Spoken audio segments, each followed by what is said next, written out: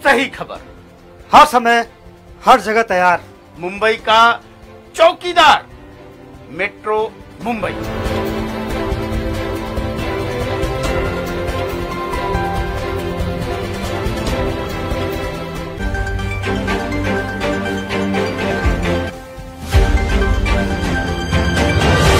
रूस ने यूक्रेन की न्यूक्लियर पावर प्लांट पर किया हमला, सभी अंतर्राष्ट्रीय बाजारों में गिरावट। क्रिप्टो के भाव में नरमाई, बिटकॉइन $41,000 और इथेरियम $2,700 के रेंज में। सोना चांदी के भाव में मजबूती, दोनों के भाव में उछाल। डॉलर के भाव में उछाल, डॉलर बंद हुआ 75.91 रुपयों में। तेल के भाव में गिरावट, ब्रेंट अब $112 की रेंज में। बुधवार को भारतीय बाजार में नरमाई, सेंसेक्स 366 अंकों से गिरकर बंद हुआ 55,102 अंकों पे।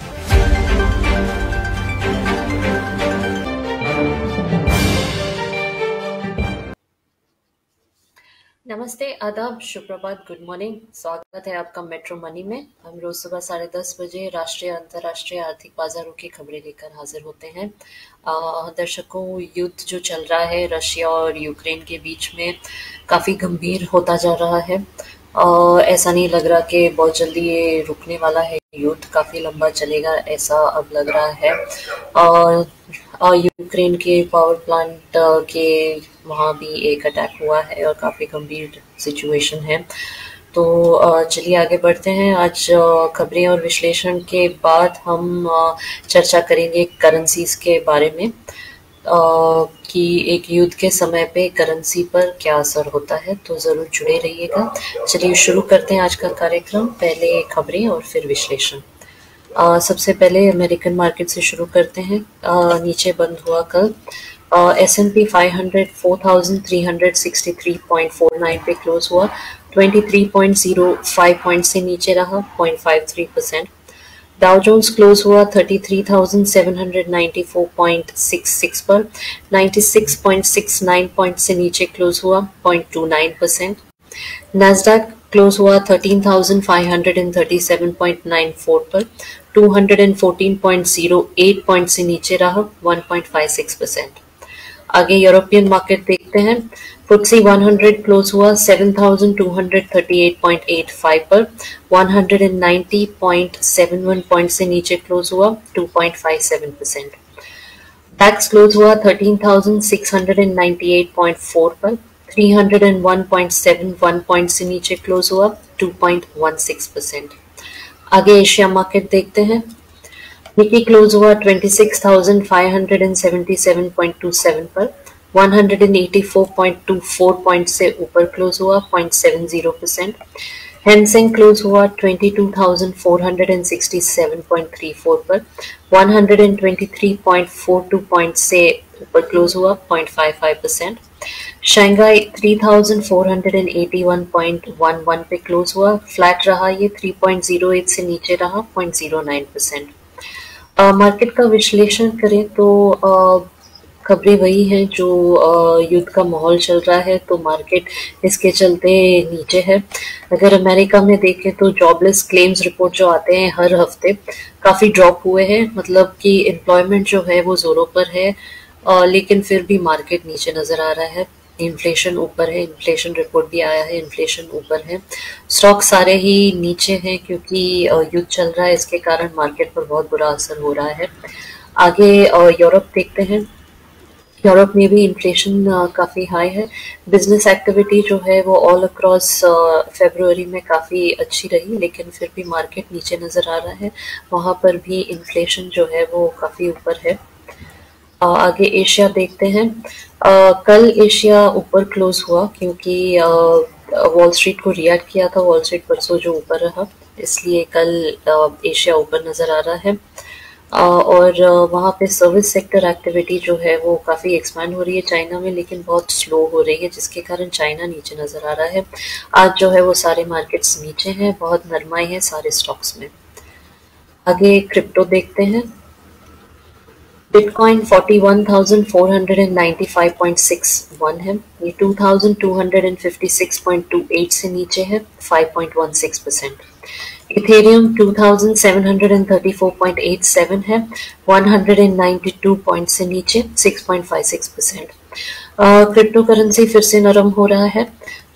इसको एक एसेट क्लास मानते हैं कुछ लोग, इसको गोल्ड से कंपेयर किया जाता है, लेकिन अगर आप देखेंगे तो इस युद्ध के समय काफी नरम नजर आ रहा है क्रिप्टो भी। इसमें कोई बड़ी खबर नहीं है, जैसे हम हमेशा कहते हैं कि इन्वेस्ट करिए तो एक्सपर्ट एडवाइस लेके कीजिए और सावधानी बरतिए। आगे कमोडिटीज देखते हैं। ब्रेंट ऑयल 111.93 पर है, 4.17 पॉइंट से नीचे, 3.59%। गोल्ड 4,722.09 है, 30.28 पॉइंट से ऊपर, 0.65%। सिल्वर 61,294.67 पर है, 33.02 पॉइंट से ऊपर, 0.05%। ऑयल जो है वो नीचे है। इसका कारण ये है कि एक डील साइन होने वाली है यूएस और ईरान के बीच में, न्यूक्लियर डील। अगर ये हो जाती है साइन, और इसकी बातें भी चल रही है कि शायद 1-2 दिन में इसका नतीजा निकलेगा बाहर, तो अगर ये डील हो जाती है तो इसके कारण ऑयल सप्लाई जो है वो काफ़ी मार्केट में आ जाएगा और प्राइसेस जो है वो कंट्रोल में आ सकती हैं। तो इसके बारे में हम आपको अपडेट देते रहेंगे जैसे भी हमें कुछ अपडेट मिलते हैं। मेटल्स जो है वो ऊपर है, गोल्ड और सिल्वर दोनों ही तेजी पर है, हाई है मेटल्स।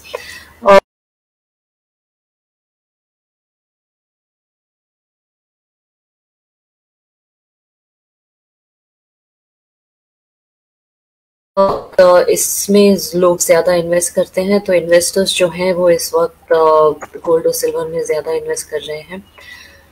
आगे करेंसीज देखते हैं। डॉलर टू रुपी 75.91 है, 0.21 से ऊपर, 0.28%। यूरो टू रुपी 84.07 है, 0.26 से ऊपर, 0.31%।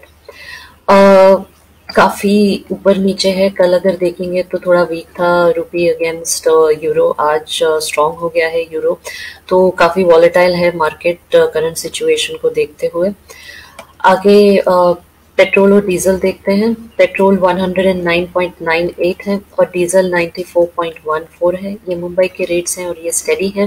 पॉसिबली नेक्स्ट वीक इसमें चेंजेस आ सकते हैं।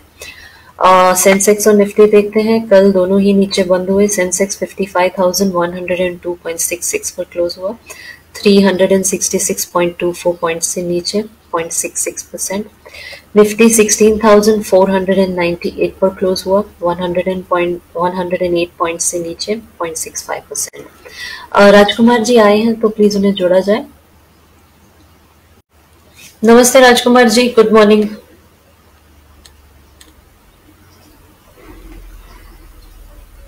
राजकुमार जी हैं? मुझे लगता है कुछ टेक्निकल इशू है इसलिए राजकुमार जी नहीं है। वो जब जुड़ेंगे तब उनके बारे में उनके साथ इंडियन मार्केट के बारे में बात करेंगे। तो मैंने जैसे पहले कहा था कि हम आज करेंसीज के बारे में डिस्कस करेंगे कि इस युद्ध के समय में करेंसीज पर क्या असर पड़ता है। तो इसके लिए आज हमारे साथ कमलेश जी जुड़ेंगे। अगर वो आ गए हैं तो प्लीज उन्हें जोड़ा जाए।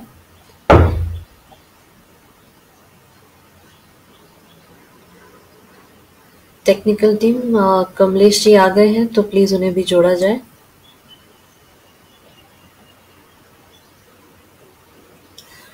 मुझे लगता है कुछ टेक्निकल इश्यूज हैं। हम आगे बढ़ते हैं।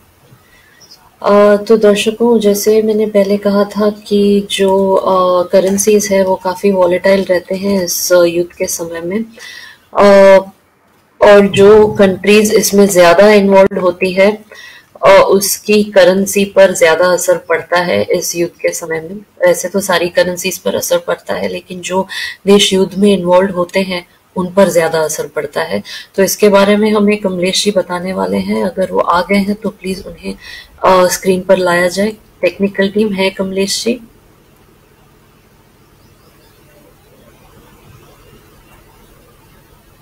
इस टेक्निकल इशू के लिए माफी चाहते हैं, वो जैसे ही जुड़ेंगे हम जी। राजकुमार जी हैं, पहले उनसे बात करते हैं। नहीं, उनका स्क्रीन फ्रीज हो गया है। Kamlesh ji welcome, good morning, कैसे हैं आप? Good morning, thank you. मैं ठीक हूँ, आप कैसे हो? बिल्कुल ठीक है सर। युद्ध का माहौल है, काफी गंभीर सिचुएशन है, रुकने का कहीं नाम नहीं ले रहा है। ऐसा सोच रहे थे कि कुछ नतीजा निकलेगा।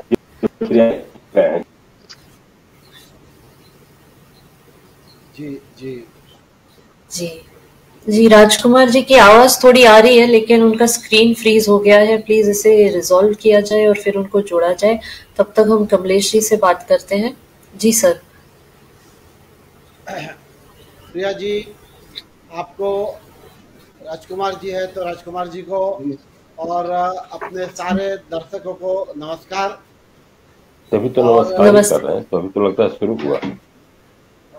और आज हम ये जो युद्ध के 8 दिन हो गए हैं, तो युद्ध की असर तो हर चीजों पे होती है और उसका असर जैसे आपने कहा दुनिया भर की करेंसीज़ों के ऊपर होती है। जी जी, कमलेश जी क्या मैं आपको एक इंटरप्ट कर सकती हूँ if you don't mind? Just पहले मैं राजकुमार जी के व्यूज ले लेती हूँ मार्केट के ऊपर, उसके बाद हम करेंसीज पर आते हैं। राजकुमार जी आप हैं? आपको आवाज आ रही है? राजकुमार जी आवाज आ रही है आपको? राजकुमार जी आवाज आ रही है आपको?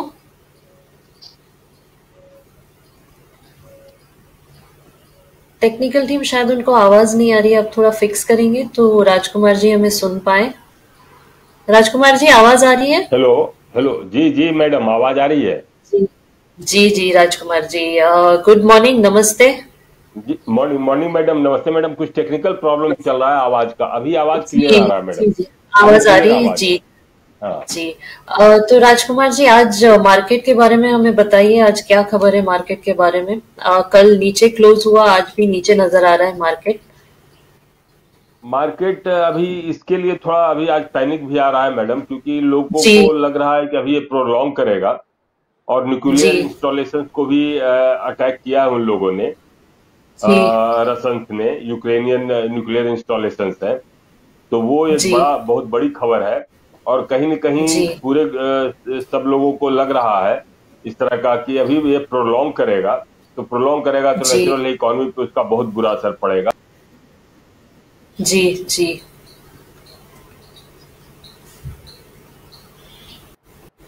मुझे लगता है फिर से कुछ इशू है, से technical team please look into it. Rajkumar ji की आवाज नहीं आ रही है और उनका स्क्रीन भी फ्रीज हो गया है। Kamlesh sir you may continue please. हम शुरू करते हैं करेंसीज के बारे में, आप प्लीज हमें इंफॉर्मेशन दीजिए। जी प्रिया जी, ये जो वॉर की सिचुएशन है ना, उसके ऊपर मुझे आज एक बहुत अच्छा मैसेज आया हुआ है, तो मैं अपने दर्शकों के लिए पहले उसके साथ शेयर करना चाहूँगा और फिर हम आगे बात करेंगे। और ये कहा है कि definition of war is a place where young people who don't know each other and don't hate each other kill each other by the decision of old people who know each other and hate each other but don't kill each other. This statement is by Eric Hartman. ये मुझे बहुत impressive लगा हुआ है statement, क्योंकि देखिए ना, युद्ध में दो अनजान व्यक्ति एक दूसरे से लड़ते हैं, एक दूसरे को मारते हैं, और उनको लड़ने के लिए निर्देश जो मिलते हैं वो उनके राष्ट्र के जो सीनियर लोग उनसे मिलते हैं, जो राष्ट्र के नेताओं के एक दूसरे को वो लोग हेड कर रहे हैं। पर युद्ध किसी भी स्थिति में ये कहता है ना कि उसको अवॉइड करना चाहिए। दुर्भाग्य से आज युद्ध के 8 दिन हो गए हैं और फिलहाल ऐसा कोई आसार दिख नहीं रहा कि वो एक 2-4 दिनों के अंदर खत्म हो जाए। Anyway, let's continue on the topic what we have selected, impact on currencies. देखिए प्रिया जी, बिल्कुल स्वाभाविक और सीधी सी बात है कि जो राष्ट्र के बीच में ये युद्ध हो रहा है तो उनकी इकोनॉमी तो बिल्कुल ध्वस्त हो जाती है। हारने वाले की ज़्यादा होती होगी, जीतने वाले की कम होती होगी, लेकिन इकोनॉमी तो ध्वस्त होती है। तो इकोनॉमी ध्वस्त होने की वजह से उनकी सारी अर्थव्यवस्था चरमरा जाती है और उसके लिए उसकी करेंसीज की भी डिवैल्यूएशन इंटरनेशनल मार्केट में हो जाती है। तो वो अपनी एक वैल्यू वो लूज कर रहे हैं।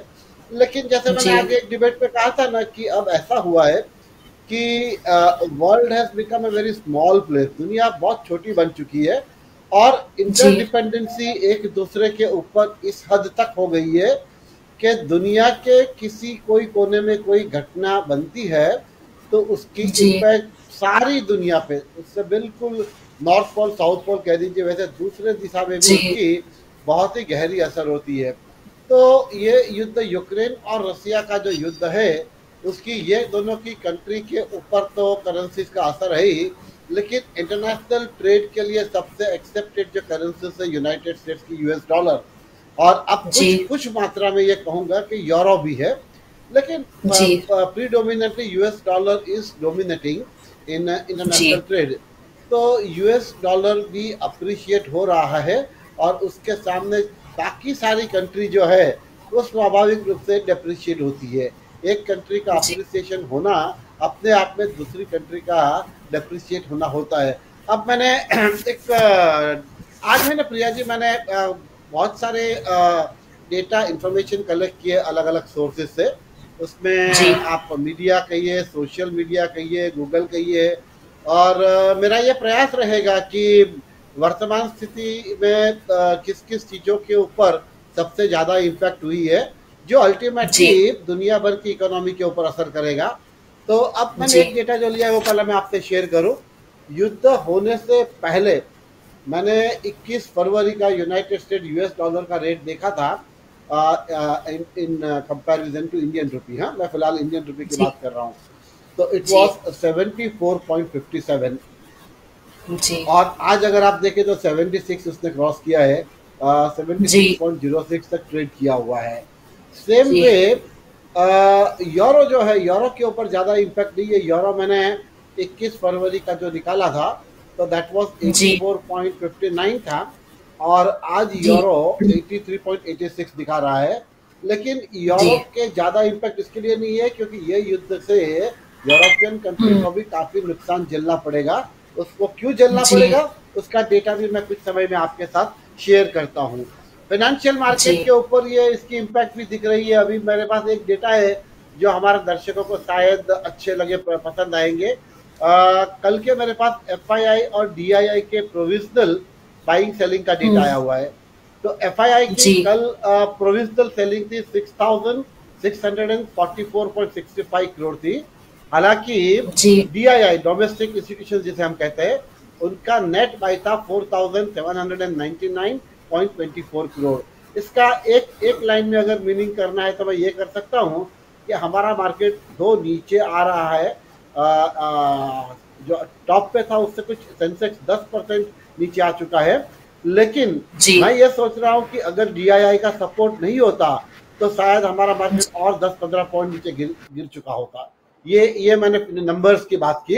अब मैं आपको बताता हूँ करेंसी पे सबसे ज्यादा इम्पैक्ट क्यों होगी। करेंसी के ऊपर सबसे ज्यादा इम्पैक्ट होगी क्योंकि दुनिया का सबसे कोई इम्पोर्टेंट कोई एक प्रोडक्ट या कोई एक चीज है तो वो क्रूड ऑयल है।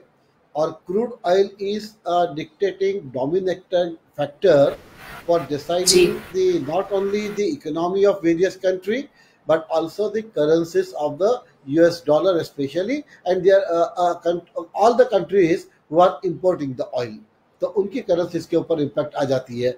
अब मैं अपने इंडिया से रेलेवेंस से पहले कुछ बात कर लूँ प्रिया जी, क्योंकि अपने दर्शकों को वो जानने के लिए मुझे लगता है काफी उत्सुक हो गए। देखिए India is the 3rd largest consumer of oil. हम दुनिया के दूसरे बड़े देश है जो ऑयल कंज्यूम करते हैं और हमारा पर डे कंजम्पशन जो है वो 5.35 मिलियन बैरल है पर डे। नंबर 1 के ऊपर यूनाइटेड स्टेट्स है जो 21.2 million barrel per day consume करता है और सेकंड नंबर के ऊपर चाइना है जो 15.1 मिलियन बैरल कंज्यूम करता है। तो अब ये स्वाभाविक रूप से भारत जब तीसरे कंट्री का सबसे देश है जो ऑयल को इंपोर्ट करता है, तो भारत की अर्थव्यवस्था के ऊपर, इंडियन रुपी के ऊपर उनकी बहुत ही सीवियर इफेक्ट होगी, उसमें कोई डाउट ही नहीं है। नंबर 2, हमारा जो ऑयल कंजम्पशन है उसमें हमारा डोमेस्टिक प्रोडक्शन तो खाली सिर्फ 15% है, यानी 85% ऑफ द ऑयल जो है वो हमारा कंजम्पशन का है वो इंपोर्ट हो रहा है। इससे अंदाजा लग सकता है कि हमारा इंपोर्ट बिल क्यों इतना बड़ा होते जा रहा है। नंबर 3, इंडिया का जो ऑन एन एवरेज प्रोडक्शन से ऑयल का पर डे का, वो भी मेरे पास डेटा है, वो 7 लाख बैरल के आसपास का है कई वर्षों से। यानी हम डोमेस्टिक मार्केट में ऑयल प्रोडक्शन के एरिया में जहाँ है वहाँ ही है, उसमें ज़्यादा कोई इम्प्रूवमेंट हुआ नहीं है। ओके, नंबर 4, हम जो ऑयल इंपोर्ट करते हैं तो किन किन देशों से इंपोर्ट करते हैं उसके भी मैं डेटा आपके साथ आज शेयर करता हूँ। हम जो अलग अलग देशों से इंपोर्ट करते हैं उसमें ईरान से 17% इंपोर्ट करते हैं, सऊदी अरेबिया से 16% करते हैं, यूनाइटेड अरब एमिरेट से हम 14% करते हैं, यूनाइटेड स्टेट्स से 9% करते हैं, कतार से 8% करते हैं, और बाकी सब जो कंट्री है उससे करीबन 38% है। लेकिन आज के संदर्भ में जब हम यूक्रेन और रशिया के वॉर की बात कर रहे हैं और उनके साथ जो देशों के ट्रेड जहां इंपैक्ट होने वाली है, तो रशिया से हमारा ऑयल का इंपोर्ट सिर्फ 2% है। यानी जहां तक सप्लाई चेन की बात होती है ना, तो इंडिया के ऑयल सप्लाई के ऊपर कोई मेजर इम्पैक्ट आने वाली नहीं है। ये डेटा रिवील कर रहा है। अब हमारा पूरे साल का अगर हम निकाले तो लगभग 290 मिलियन बैरल ऑयल को इंपोर्ट करते हैं। ये हमारा डेटा है।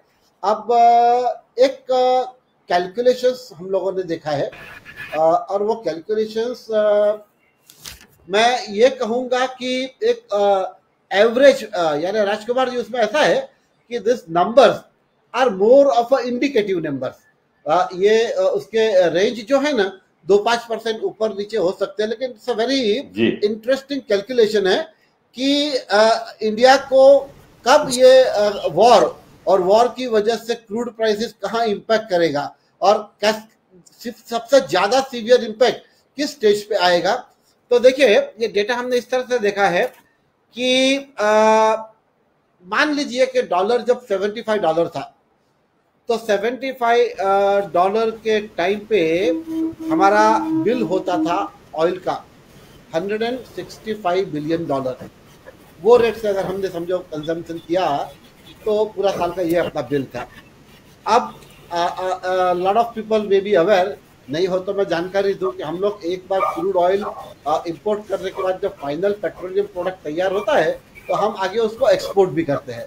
तो वो जो क्रूड हमने इंपोर्ट किया है उसको फाइनल प्रोडक्ट बना के जो हम एक्सपोर्ट करते हैं ना, बेस रेट $75 ही रखते हैं, तो वो हमको इट अर्न्स अबाउट $58 बिलियन।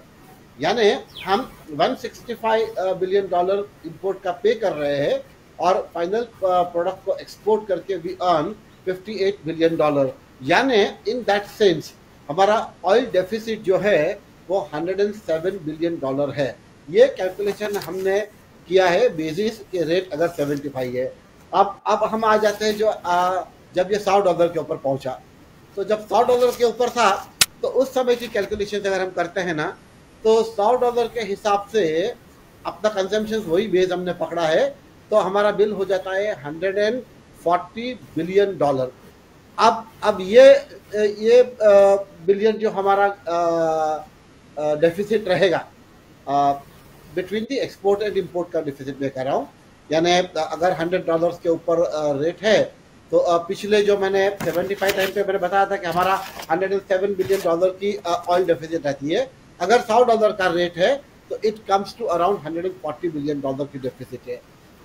और after increase in oil price by every $10, अगर हर $10 के बाद अगर ये रेट बढ़ता है तो अपनी क्रूड की ऑयल की जो डेफिसिट है वो $15 बिलियन से बढ़ती है। यानी अब फिलहाल हमने $115 के आसपास देखा, ठीक है। मान लेते हैं कि क्रूड $120 के आसपास आता है, तो ये जो फिगर हमारा है 100 के ऊपर $140 बिलियन हमने कैलकुलेट किया, तो it can come to around $170 billion अगर क्रूड रिमेन्स एट $120। और हिस्टोरिकली भी हमने देखा है कि crude had touch to the $120 पर बैरल करके। अब ये जो कैलकुलेशंस है ना, उसमें से मुझे दो चीज ध्यान में आ रही है ना, वो मैं अभी आपके साथ शेयर करना चाहूँगा कि अपना ये तो ऑयल का मैंने डेफिसिट बता दिया, but there are other non oil product जो हम इंपोर्ट करते हैं, उसके भी डेटा मैं आपके साथ शेयर करता हूँ। तो अगर हम नॉन ऑयल प्रोडक्ट्स गुड्स की अगर बात कर ले, तो उसकी ट्रेड डेफिसिट जो है ना as of now is about $100 billion है। तो अगर आप दोनों को जोड़ देते हो, oil deficit and non oil product deficit, तो then it comes to around $240 billion की अपनी डेफिसिट बनती है। अब ये $240 बिलियन की डेफिसिट के सामने इसको हम कैसे मिटिगेट कर सकते हैं, वो भी एक अंदाज हम लोगों ने बांधा हुआ है। उसमें ऐसा है कि हम जो नेट एक्सपोर्ट सर्विसेज से रेवेन्यू अर्न करते हैं, we are also equally big exporter the service product services में, तो उसमें हमारा अंदाज है कि country can earn up to $100 billion. Okay, second जो है NRI remittances. NRI plays a very important role for remitting funds to the India from across the globe, US, UK, Africa, gulf continent, सारे आप cover कर लीजिए। तो उससे हम लोग एक्सपेक्ट कर रहे हैं $80 बिलियन के। और आउटफ्लो ऑफ द फंड, जैसे राजकुमार जी जानते हैं कि FII जिस तरह से माल बेच रही है और पैसा बाहर भेज रही है, तो एक अंदाज है कि अराउंड 38 से 40 बिलियन डॉलर आउटफ्लो भी निकल जाए। तो उस तरह से है ना, अगर हम कैलकुलेशंस करते हैं, तो ये डेफिसिट के सामने जो हम ऑन करेंगे, तो उस समय पे अपनी डेफिसिट आ जाती है करीबन $88 बिलियन के पास। ओके, अब ये $88 बिलियन की डेफिसिट के सामने अब हम उसको कमर्शियल और फिनेंशियल एंगल्स के आगे से हम देखें, हम ये एक्सपेक्ट करते हैं कि आने वाले दिनों में क्या ये अभी हम फरवरी में है, तो मे बी अराउंड 10 मंथ्स के यहाँ the FDI inflow generally $40-45 billion के आसपास रहता है। अपना FPI भी करीबन $10 बिलियन के आसपास रहेगा, ऐसा हमारा एक एस्टिमेट है। And ECB external commercial borrowing जो हम कहते हैं, तो एक्सटर्नल कमर्शियल बोरोइंग में से भी हम लोग एक्सपेक्ट करते हैं कि गवर्नमेंट के बोरो अप टू $25 बिलियन। तो नेट क्या होता है, जो एक $88 बिलियन की हम डेफिसिट दिखा रहे थे और उसके सामने ये फिगर जो आ रहे हैं, तो हम लगभग कहीं ना कहीं मैच हो रहा है। लेकिन ये डेटा तब तक ही वैलिड है जब ऑयल, क्रूड ऑयल है वो 100 के ऊपर स्टेबल होता है। तो अगर ये 20% तो आज भी दिख रहा है 120, और अगर समझो कि इट गोज टू 140, तो all this numbers will go for a toss, और जो डेफिसिट्स के फिगर्स हम दिखा रहे हैं that can multiply by 2 times या 3 टाइम्स या 4 टाइम्स। तो हमारे लिए ये सबसे बड़ी एक चैलेंज ये होगी कि ये युद्ध जितना जल्दी खत्म हो वो अच्छा होगा, और ये युद्ध के दरमियान भी क्रूड ऑयल है वो 100 और उसके आसपास जितनी जल्दी आए वो हमारी इकोनॉमी के लिए, हमारी करेंसी के लिए अच्छा रहेगा। ये मैंने एक संक्षिप्त में आपको क्या इम्पैक्ट हो सकती बताया है। बाकी सब्जेक्ट के ऊपर मैं फिर 5 मिनट टच करूंगा, और उसमें मैं I would expect questions comment from Rajkumar ji और आपसे प्रिया जी। जी जी जी बिल्कुल। राजकुमार जी, आप कुछ करेंसीज के बारे में कहना चाहेंगे, आपकी तरफ से आपके व्यूज, आपकी टिप्पणी? करेंसी का क्या, मैंने किस तरह का व्यू मैडम, मैं बीच में डिस्कनेक्ट हो गया था। तो हम बात कर रहे थे कि जो युद्ध का माहौल है उसमें करेंसीज पर काफी असर पड़ता है, खासकर कि जो देश इसमें इन्वॉल्व होते हैं उन पर ज्यादा असर पड़ता है। बाकी करेंसीज पर भी पड़ता है, लेकिन जो युद्ध के देश है उन पर ज्यादा असर पड़ता है। तो आप इसके बारे में क्या कहना चाहेंगे? जी नहीं, सही बताया। सबसे पहले तो ये बताऊं कि कमलेश सर ने बहुत ही बढ़िया सेंसिटिविटी एनालिसिस बताया, जिससे आदमी को ये पता चलता है कि हर $10 पे एक रियल आपको सेंस आता है कि आपके कितने एप्रिसिएशन से आपको कितना बड़ा डैमेज होगा। तो ये क्या है ना, एक सेंसिकल एनालिसिस था, जिससे कि आपको एक सेंस आता है कि हम कहाँ पे हैं या क्या इंक्रीज होने से उसका क्या इम्पैक्ट आएगा। तो हम लोग को भी काफी बढ़िया जानकारी मिला क्योंकि इन सब चीजों का सही में 120 होता है तब क्या होगा, 140 होता है तब क्या होगा, और प्लस में उसके ब्रेकअप के साथ, तो वो तो एकदम परफेक्ट रहा।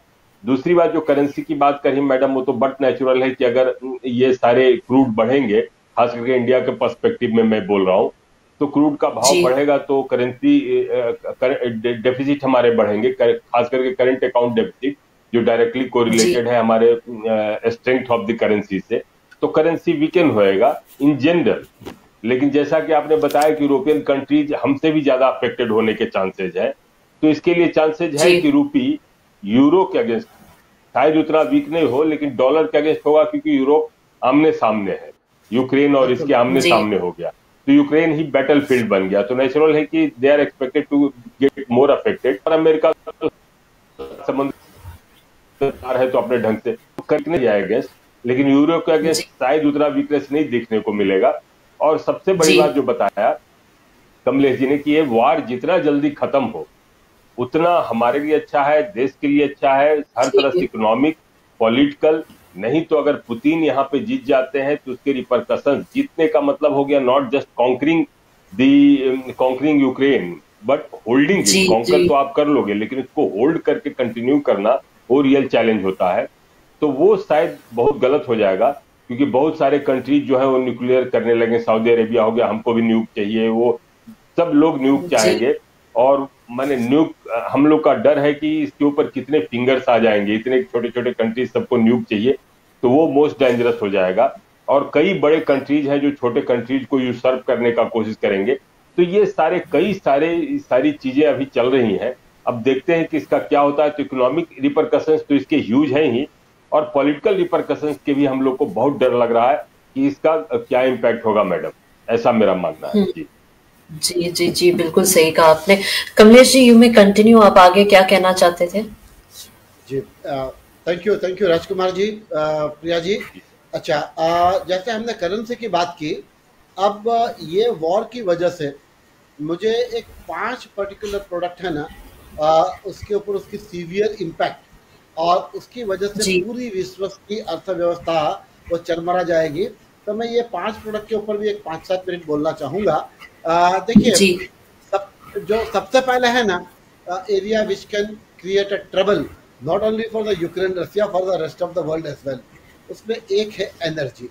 अब एनर्जी के विषय में ऐसा है, ये डेटा हमने कलेक्ट किया है कि many European countries are heavily dependent on the energies from Russia and Ukraine, and especially the natural gas। और नेचुरल गैस के तो पाइपलाइन के माध्यम से उन लोगों को सप्लाई होता है। आप ये देख लीजिए कि अमेरिका और यूरोपियन कंट्रीज उनके ऊपर सैंक्शन लगा रहे हैं। अब सैंक्शन लगेगा तो स्वाभाविक रूप से ये गैस सप्लाई तो बंद होगी। गैस सप्लाई की आर्थिक असर रशिया के ऊपर होगी, लेकिन रशिया के ऊपर आर्थिक असर इतनी सीवियर नहीं है कि वो 4 दिन 8 दिन के अंदर वो स्ट्रीट पे आ जाए।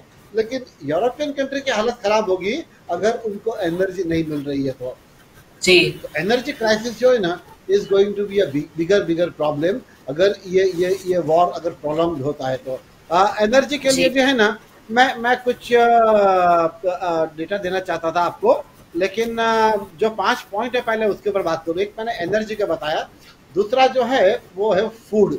अब फूड में भी कैसा है कि हम जानते हैं कि Russia, Ukraine, they are the larger producers of the wheat. अब उनके व्हीट का एक्सपोर्ट जो है ना, तो मैंने एक्सपोर्ट के डेटा निकाले हैं। तो ग्लोबल व्हीट के एक्सपोर्ट में, Rajkumar ji, I am talking of the global trade export of the wheat में 25%, 1/4 contribution is of from Russia only. यानी वर्ल्ड के सारे जो एक्सपोर्ट है वो रशिया कर रहा है। यानी आप समझ सकते हैं कि दुनिया की फूड की इम्पैक्ट क्या हो सकती है। और जहां तक सनफ्लावर ऑयल का सवाल है, तो सनफ्लावर ऑयल में 50% share in the export of sunflower is from the Ukraine है। तो ये दो जो कंट्री है ना, वो फूड ग्रेन के ऊपर भी I would say they are the rich country. तो अगर ये वॉर चलता रहता है, सैंक्शन से बनते रहते हैं, तो विश्व के अनेक भागों में फूड की भी क्राइसिस खड़ी हो सकती है। और स्वाभाविक रूप से एनर्जी और फूड एक जीवन के बेसिक चीजें हैं। हम बिजली के बिना तो कुछ काम चलता नहीं, फूड के बिना इंसान जी नहीं सकता, और वो फिर प्राइस राइज को लेके जाएगा, वो इन्फ्लेशन को लेके आएगा। इन्फ्लेशन डेफिनेटली आपकी करेंसीज को डिवैल्यूएट कर देगा। यानी ये जो प्रोडक्ट है ना, उनकी बहुत बहुत सीवियर इम्पैक्ट है। अच्छा, ये दोनों के बाद तीसरा जो मैं देख रहा हूँ वो एक ट्रांसपोर्ट सिस्टम है। अब ट्रांसपोर्ट सिस्टम में ऐसा है कि एयर कार्गो जो दुनिया के अनेक देशों ने अपना एयर स्पेस रशिया के लिए बंद कर दिया है, तो बाकी देशों के बीच में भी जहाँ रशिया बीच में होता होगा तो उनको रीरूट करना पड़ेगा। Reroute will always ensure higher fuel cost, higher transportation cost. Again से वही चीज आ गई कि अगर ट्रांसपोर्टेशन कॉस्ट बढ़ती है तो नॉट ओनली द फूड और एनर्जी, लेकिन दुनिया के जितने प्रोडक्ट एक कंट्री से दूसरे कंट्री में जा रहे हैं उसकी कॉस्ट बढ़ रही है, तो उसकी एक सीवियर इम्पैक्ट आ रही है इकोनॉमी के ऊपर। सॉरी, मैंने ये एक इंफॉर्मेशन ये भी शेयर की है कि चाइना और यूरोपियन कंट्री के बीच में कुछ एक्सपोर्ट तो भाई रेल भी हो रहा है, तो रेल के फ्रेट भी काफ़ी हद तक बढ़े हुए हैं। और इसलिए क्या हो रहा है कि उसके मात्रा प्रमाण कम है, लेकिन छोटे छोटे कंट्रियों के बीच में भी यूरोपियन कंट्री रेल नेटवर्क से जुड़े हुए हैं, तो उनके बीच में भी जब ट्रेड होगा ना तो वो फ्रेट की भी इम्पैक्ट होगी, तो कहीं ना कहीं से घूम के ट्रेड वहां आएगा। ओके, अब ये एक संभावना मैं ऐसा देखता हूँ कि रसिया कोई ऐसी कंट्री को प्रोडक्ट बेचे जो प्रोडक्ट के ऊपर बैन नहीं है, तो रीलेबलिंग करके वो प्रोडक्ट बाद में European country, US country, other country में जा सकता है। वैसे भी एक चित्र बनेगा, लेकिन ultimately it's the reroute of the product, reroute of the transportation that will add the cost, which will impact the economy. और उसके अलावा एक चीज मैं कहूँगा कि शिप के बिजनेस पे क्यों इम्पैक्ट आ रही है कि लॉट ऑफ शिपिंग वेसल्स जो है they will not be taking the route of the Black Sea, and you must be knowing Odesa जो है एक बहुत ही बड़ा इंटरनेशनल टर्मिनल है। वो इंटरनेशनल टर्मिनल से जब एक्सपोर्ट इंपोर्ट की एक्टिविटी ठप हो जाती है एक महीने के लिए, तो मैं ऐसा सोचता हूँ कि इसकी मल्टीपल कास्केडिंग इफेक्ट होती है कि वो एक महीना का जो नुकसान है ना, वो कभी कभी उसको रिपेयर करने में it may take 6 months to 1 year also. तो ये एक ट्रांसपोर्टेशन की इम्पैक्ट मैंने देखी। दूसरा जो है, दुनिया में सबसे ज़्यादा चीज़ें जो बिजनेस के लिए इम्पोर्टेंट होती है वो मैं मानता हूँ मेटल्स है। अब मेटल पे मैंने कहा कि बहुत सारे मेटल्स ऐसे जैसे एल्यूमिनियम है, निकल है, कॉपर है, आयरन है, वो चीज़ों में रशिया के पास भरपूर भंडार है। इसके यूक्रेन के पास भी है भंडार, लेकिन बेसिकली ये सारी चीज़ों के भी वो लोग एक बड़े एक्सपोर्टर है। अब उसका शॉर्ट सप्लाई होना, सप्लाई चेन रुक जाना, मेटल का रुकना, मैं ऐसा सोचता हूँ राजकुमार जी कि जितने मैन्युफैक्चरिंग सेक्टर हो गए ना वर्ल्ड वाइड, जितने वो कहीं ना कहीं कोई ना कोई मेटल यूज करती है, तो उनके प्रोडक्शन के ऊपर इम्पैक्ट होगी, उनके आउटपुट के ऊपर इम्पैक्ट होगी, उनके कॉस्ट के ऊपर इम्पैक्ट होगी। तो ये एक मेटल सबसे ज़्यादा ट्रबल क्रिएट कर रहा है। और मैं आपको ये इंफॉर्मेशन आपके साथ शेयर करना चाहूँगा कि यूक्रेन और रसिया 2-3 चीज़ें जो है ना, which are actually raw material for various manufacturing product, वो product neon, palladium and platinum, ये सारी चीज़ें हैं ना, raw material are exported from the Russia. तो ये चीज़ें जो है जिसका एक इंटरनेशनल ट्रेड के ऊपर सीवियर इम्पैक्ट आ रही है। और एक 5th पॉइंट जो है ना, माइक्रोचिप्स, जो हम आजकल सेमीकंडक्टर के भी शॉर्टेजेस फील कर रहे हैं। अब माइक्रोचिप्स के लिए इंटरेस्टिंग भी बात वही है राजकुमार जी कि माइक्रोचिप तो यूरोपियन कंट्री बनाता है, यूएस बनाता है, लेकिन वहां भी उनके रॉ मटेरियल जो लगते हैं माइक्रोचिप सेमीकंडक्टर के लिए, that is supplied by the Russia. और एक डेटा मुझे मिला है कि एक प्रोडक्ट जो है नियॉन पैलेडियम, उसका 90% of the raw material for semiconductor and this microchip is supplied by this countries. अब आप ये देखिए कि ये 5 चीजें दुनिया की अर्थव्यवस्था को खत्म करने के लिए काफी है अगर ये युद्ध लंबा चलता है तो। और मैं ये उम्मीद कर रहा हूँ कि बेटर सेंस विल प्रिवेल, क्योंकि क्या होता है एक सिचुएशन ऐसी आ जाती है युद्ध के भी कि जब हर कंट्री को फिर इसके ऊपर सोचना पड़ेगा कि अब चलो कोई समाधान ढूंढते हैं, कहीं तुम कॉम्प्रोमाइज करोगे, कहीं कुछ 2 पॉइंट आप छोड़ेंगे, 2 पॉइंट मैं छोड़ूंगा। लेकिन जिस स्थिति में हम आज विश्व को देख रहे हैं ना, तो राजकुमार जी ने कहा बराबर है कि ये जियोपॉलिटिकल क्राइसिस होगी। ऐसा फिलहाल तो मेरे सामने ये चित्र आ रहा है कि Russia wants a complete control on Ukraine. अगर वो यूक्रेन को कब्जा नहीं करता है ना, तो भी जो मैंने अगले डिबेट में कहा था वैसा होगा कि किसी जमाने में अमेरिका करती थी कि सीआईए के जो हथियार है उसको यूज करके बहुत सारे गवर्नमेंट को टॉपल करते थे और अपनी पसंदीदा गवर्नमेंट बिठा देते। तो वैसे ही मुझे लग रहा है रसिया विल प्रीफर कि यूक्रेन के अंदर उनकी फेवरेबल सरकार वहां बने और किसी भी कीमत पर नेटो देश की आर्मी, नेटो देश के वेपन यूक्रेन रशियन बॉर्डर के ऊपर नहीं हो। लेकिन मैंने आज थोड़ा डेटा आप लोग के साथ शेयर किया, मैं उम्मीद करता हूं कि दर्शकों को बहुत कुछ लाभ होगा उससे, और आपके फीडबैक से मुझे बड़ी प्रसन्नता होगी। Thank you very much. जी सर, थैंक यू सर, आपने बहुत अच्छी जानकारी दी, बहुत डिटेल में जानकारी दी। जहां तक ऑयल की बात है सर, न्यूज में ये भी आ रहा है कि यूएस और ईरान के बीच में एक डील हो सकता है, और इसके कारण पॉसिबली अगर ये डील हो गया, उसको शायद जल्दी फाइनलाइज करेंगे, तो मार्केट में ऑयल का सप्लाई बढ़ सकता है। ये इन्फॉर्मेशन शायद ये जो डील है वो अर्ली नेक्स्ट वीक तक हो जाए, तो हमें इसके बारे में जैसे ही न्यूज आती है हम अपडेट करेंगे। राजकुमार जी, आपके क्या व्यूज हैं? कोई सवाल है आपको कमलेश जी से, या आपका क्या व्यू है इसके बारे में? जी नहीं, बहुत ही बढ़िया, बहुत खूबसूरत एनालिसिस था मैडम, और बहुत कुछ जानकारी मिली, और अपने को भी समझ में आ रहा है कि किस डायरेक्शन में ये जा रहा है। और नेचुरली इतने सारे इंटरडिपेंडेंस हैं, जैसे कि कमलेश सर ने बताया कि कई सारे चीजें हैं, सनफ्लावर का, यूक्रेन का, या कई सारे मेटल्स में तो खैर यूएस रसा का है ही एक्सपोर्ट का डोमिनेंस। तो इन सब चीजों का इंटरडिपेंडेंस है, तो अगर प्रोलॉन्ग करेगा तो गोज विदाउट सेइंग इन सब चीजों का बहुत बुरा असर पड़ेगा। अब ये देखना पड़ेगा कि कैसे अपने सारी कंट्रीज कैसे अपने को रीएडजस्ट करती हैं, या क्या सिनेरियो बनता है। जैसे कि अभी आपने बताया कि अगर ऑयल का ईरान और ये होता है, या ओपेक कंट्री किसी स्टेज पे सप्लाई बढ़ाना चाहती है, या इन सब चीजों का ओपेक मतलब पर्टिकुलरली सऊदी अरेबिया वगैरह and related country, OPEC plus वाले, तो फिर उसका इम्पैक्ट उठा सकता है। लेकिन ये आप इग्नोर नहीं कर सकते कि रसा इतना बड़ा सप्लायर है ऑयल का, अदर मेटल्स का, तो वो इग्नोर आप नहीं कर सकते, उसका इम्पैक्ट ग्लोबली पड़ेगा। तो सॉल्यूशन तो आना ही पड़ेगा। बाकी जो भी एफर्ट डाले जाएंगे कि इन सब सिचुएशन कैसे निपटा जाए, वो एक अलग चीज होगी, लेकिन इसका इम्पैक्ट तो ह्यूज होगा। अब देखते हैं कि कहाँ पे बैठ करके निगोशिएटिंग टेबल पे कैसे सेटल होता है, वो बहुत बड़ी बात होगी। अदरवाइज रूस को भी आज देखिए, एक चीज समझने वाली बात है मैडम इसमें, कि रूस आज भी रसा कोई इतना बड़ा इकोनॉमी नहीं, 1.7 ट्रिलियन का इकोनॉमी है, शायद टॉप 10 में भी आता है कि नहीं आता है पता नहीं, तो लेकिन इतनी बड़ी इकोनॉमी नहीं है। लेकिन प्रॉब्लम उसका क्या है कि जैसे आज इंडिया के सामने पाकिस्तान का इकोनॉमी कुछ नहीं है, लेकिन न्यूक्लियर वारहेड्स जितने इंडिया के पास है उतने ही पाकिस्तान के पास है।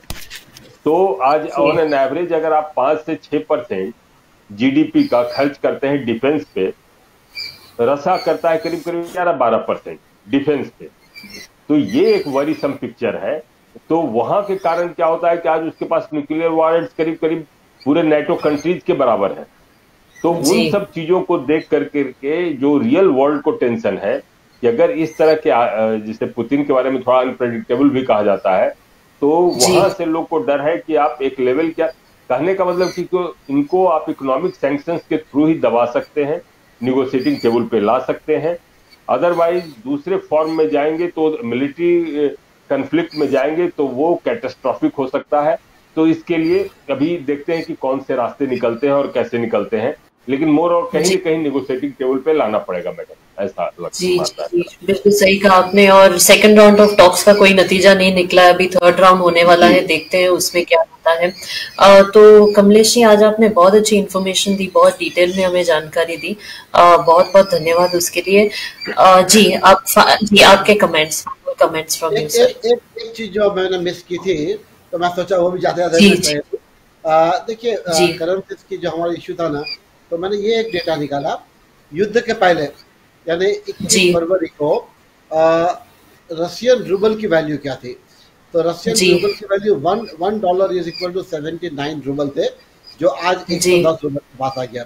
सेम वे मैंने यूरो का भी कंपेयर किया था, तो यूरो भी उन दिनों में बिफोर वॉर वो समथिंग लाइक 82 रूबल थे, जो आज वो 121 रूबल तक पहुंचा हुआ है। यानी रशिया के लिए भी ये बहुत जरूरी होगा देखना कि उसकी इकोनॉमी के ऊपर किस तरह से इम्पैक्ट आ रहे हैं। और दूसरा एक ये है कि सैंक्शंस में एक जो स्विफ्ट सिस्टम बंद कर दिए ना, तो उसके लिए एक ये होगा कि एक इंटरनेशनल पेमेंट क्राइसिस क्रिएट हो सकती है, क्योंकि money transfer in this case are happening by SWIFT. SWIFT के लिए भी मैं एक लाइन ले देता हूँ। SWIFT is a full form of society for world wide interbank financial telecommunication. ये सिस्टम से पूरे फंड फ्लो होते हैं वर्ल्ड में, इस सिस्टम से रशिया को बाहर किया है। और बस अंत में यही कहूंगा, देखिए जैसा मैंने एक बार कहा था, युद्ध में कोई जीतता नहीं है, nobody is a winner in the war. Mahabharata काल से हमने देख लिया है, जीतने वाला भी अंत में हार जाता है। तो ये उम्मीद करें कि बेटर सेंस विल प्रिवेल, और दुनिया के बड़े नेता ये जितनी जल्दी समझ लेंगे कि बातचीत और समाधान के सिवा और कोई अच्छा बेहतर रास्ता नहीं है, तो विश्व के लिए अच्छा होगा। Thank you. जी थैंक यू, बिल्कुल सही कहा आपने, युद्ध में कोई जीतता नहीं है, उसमें बहुत डिस्ट्रक्शन होता है और कुछ नहीं होता। राजकुमार जी, आपके फाइनल कमेंट्स। जी ने एकदम सही बताया, ये तो कहीं वार ऑफ एट्रिशन इसको बोलते ही है। इसमें तो कभी जीत हो ही नहीं सकती। आपका डैमेज होगा, किसी का ज्यादा डैमेज होगा, कम होगा, नेगोशिएटिंग टेबल पे आना ही पड़ेगा। और ये तो खास करके जैसी रूस जैसी कंट्री अगर सामने आ जाए तो उसका इम्पैक्ट ग्लोबल होता है, क्योंकि छोटी कंट्री भी नहीं है, तो इसका इम्पैक्ट तो ग्लोबल होगा और सारे लोगों को इसको भुगतना पड़ेगा, कम और बेसी, सिर्फ वही दो कंट्रीज को नहीं। तो ये कहीं न कहीं no one wins in the war, ये तो फैक्ट है।